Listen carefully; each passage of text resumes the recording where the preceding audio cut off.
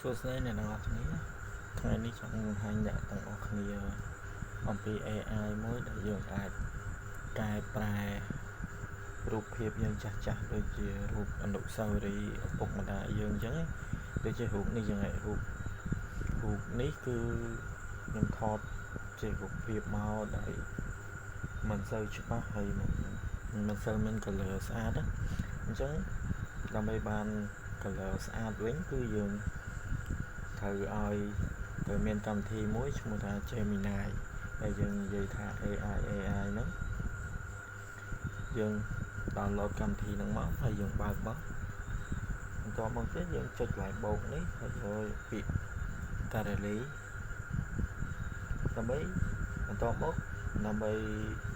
ចង់កែរូបភាពណាមួយដែល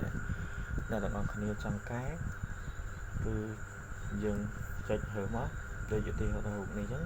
ចុចលើហ្នឹងមកបន្ទាប់មកចុចពាក្យរួចរាល់នេះមកបន្ទាប់មកយើងសរសេរ from យើងចង់សេជាភាសាអង់គ្លេសក៏បានសរសេរជាភាសាខ្មែរក៏បានដែរឥឡូវខ្ញុំសរសេរជាភាសាខ្មែរខ្ញុំសរសេរថា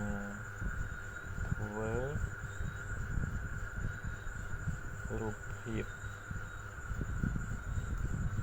នេះឲ្យច្បាស់តែប៉ុណ្ណឹងមកហើយយើងដាក់ 4K អញ្ចឹងទៅដើម្បីឲ្យគុណភាពរូបភាពវារឹតតែច្បាស់ល្អអញ្ចឹងណាធ្វើរូបភាពនេះ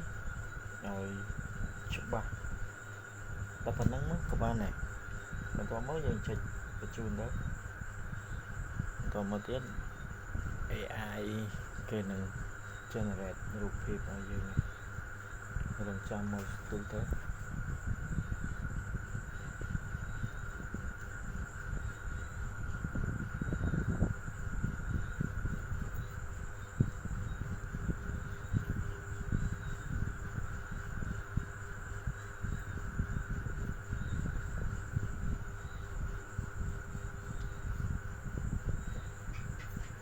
នេះ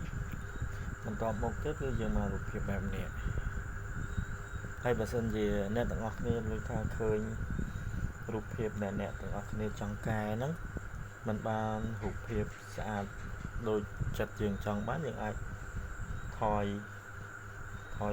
រោយបន្តិចមកបន្ទាប់មកយើងចុចដាក់សារថ្មីដាក់រូបភាពដដែលហ្នឹងបន្ទាប់មកយើងសរសេរក្រមដូចខ្ញុំប្រាប់មិញអញ្ចឹងបន្ទាប់មក AI នឹង generate រូបថ្មីឲ្យយើង